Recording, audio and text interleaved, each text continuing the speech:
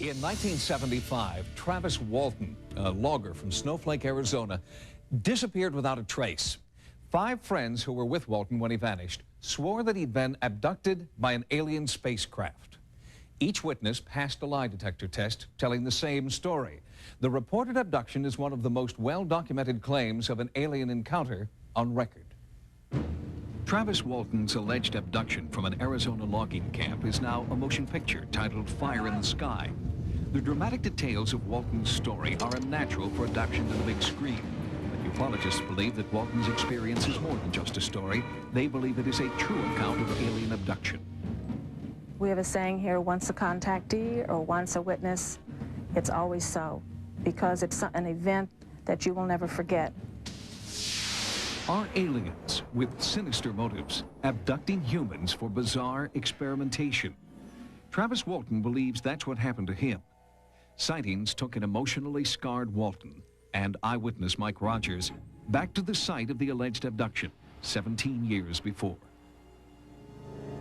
As we're coming up this road here, we could kind of see a light filtering through the trees. My first reflex was that this thing was just going to take right off, you know, that we were just going to get a glimpse of this thing. So just as soon as it stopped, I threw open the door and I started running towards it.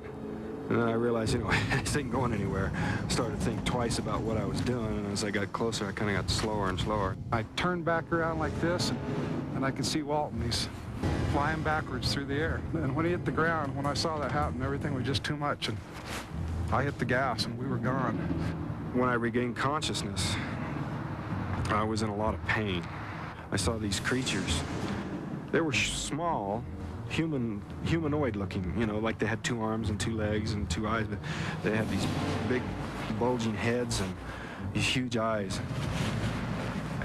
Those eyes were the hardest thing for me. You know, I couldn't look at them. It seemed like they were looking right through me. Screenwriter Tracy Torme has spent 8 years bringing this abduction story to the screen. He is convinced that Travis Walton and his fellow loggers are telling the truth. I suddenly came to realize that this incident was a curse to them. It was something that had happened to them rather than some kind of happy, you know, close encounter type of experience. Since Travis Walton's experience, hundreds of others have come forward to tell similar stories. They share with Walton the nagging fear that someday the aliens will come back for them. The question has come on, do we think Travis will have a second encounter? We have no way of predicting that. We don't consider this case closed. It's still open.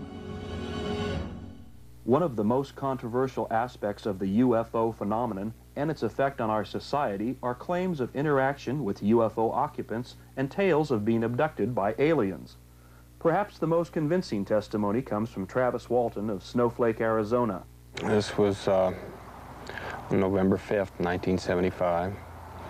I was working with a crew of men in the woods, and we left the area. We'd worked late that night. It was getting dark. And as we were leaving down this dirt road way back in the woods, we saw a large glowing object near the road. Well, we stopped the truck and I got out, went up to it for a closer look. I thought that this thing was just going to shoot right off, and then, you know, I hurried towards it thinking, you know, it'll be gone before I even get close enough to see it that well. But it didn't leave. It started to move and the sound got louder. So I jumped down behind the end of a log there, and I decided I better get out of there. And I raised up, turned to go, and at that instant I just felt a numbing shock. I blacked out. Men in the truck said they saw a beam of energy come out of the craft and hit me in the upper body, knocked me through the air. When I regained consciousness, I was on board the craft, apparently. I came to kind of slowly. I was kind of groggy. I didn't regain consciousness real quickly, but when I finally got where I could see, I saw these creatures standing over me. And I became hysterical instantly. I knocked him back and jumped away from him. They started towards me. I screamed and made threatening gestures, and they stopped and turned and left this room. They had gone to the right, so I ran down to the left. It was down a curving hallway. I ran by some other doors, and I came to another door, and I kind of got to control myself a little bit. I kind of panicked there for a minute, but I stopped, went in this room. It was a very strange room. You could see the stars projected on the walls, or maybe you could see them through maybe some kind of a viewing screen or something. I don't know. But there was a chair in the middle of this room that had some controls on the on it, and I went up to that and tried to see if I could figure a way to open a door or get out of there or something. Another being came in at that point. The first creatures that I saw were very, very different from us. They were short, you know, less than 5 feet in height. They had large, bulging craniums, kind of a chalky white look to their appearance, very large eyes. He took me out of that room that this was parked in, down a hallway to a smaller room where there were some other people like him, and they put me down on a table, and I struggled with him, and I was knocked out, made unconscious with a kind of an oxygen mask-like device. And the next thing I know, I wake up on the road. Travis is 24 and lives with his family in Snowflake, Arizona. His reported close encounter took place on Wednesday, November 5th, 1975. He and 6 co-workers were thinning overgrowth in an area south of Heber. It was a little after 6 in the evening. We were coming out of the woods here, up this road, and we saw this glow through the trees. And when we got in the opening here, we could see this object hovering over here, stopped the truck, and, you know, everybody, wow. What did it look like? How big was it? How bright?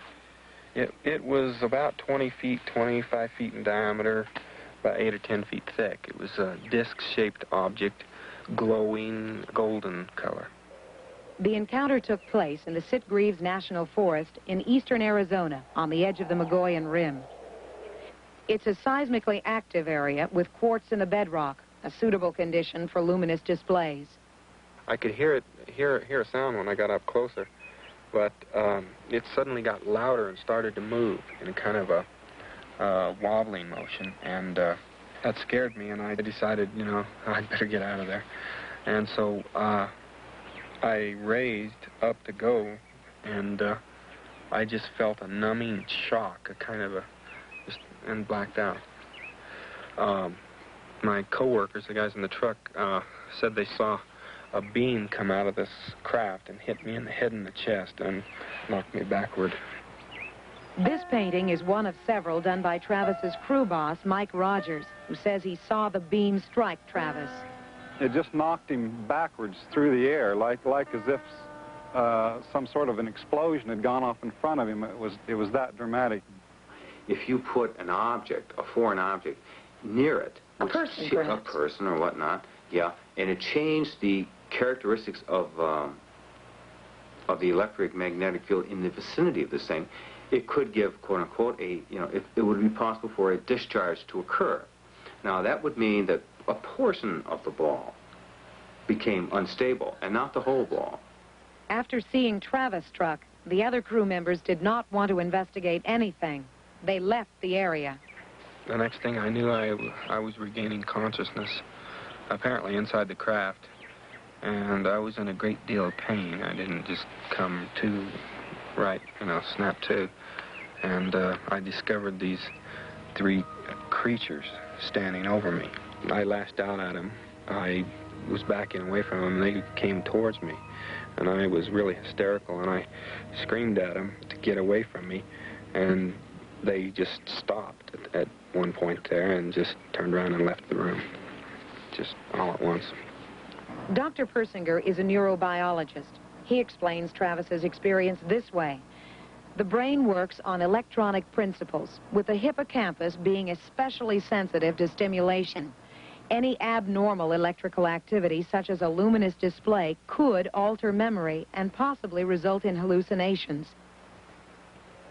But Travis was missing for 5 days as people searched the woods for him.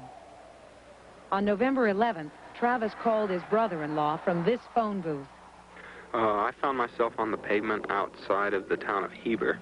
I was laying beside the road, and when I looked up, I saw a craft hovering above the road there, and then it just shot straight up out of sight.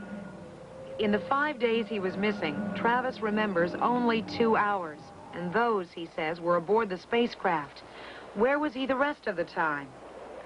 A person with stimulation in this area could have amnesia for several days, but during that period he could undergo completely normal activity. And what he might do is after 4 or 5 days of amnesia, he may wake up and suddenly find himself in an odd place.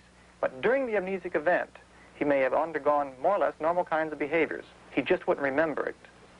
There is no doubt Travis Walton believes he is telling the truth about what he experienced. He doesn't accept the Persinger-Brady theory. Well, if they had evidence, more conclusive than what I, am able to gather from what happened to me, then I would be willing to accept it. It's just that I accept the beings in a craft explanation because it just works better, it fits better. It's so much, it's obvious that that's what it was to me.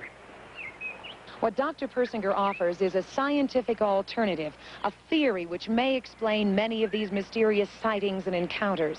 But since scientists do deal in probabilities and not in absolutes, the most Dr. Persinger can say is that it's unlikely that Travis encountered a spacecraft. That possibility, however, cannot be totally dismissed.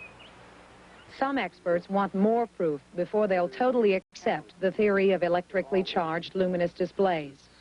If we could definitely establish that they occur along fault lines or along rather definite regions of geologic activity, plate tectonic activity, then I'd be much more jumping up and down and saying this is probably it.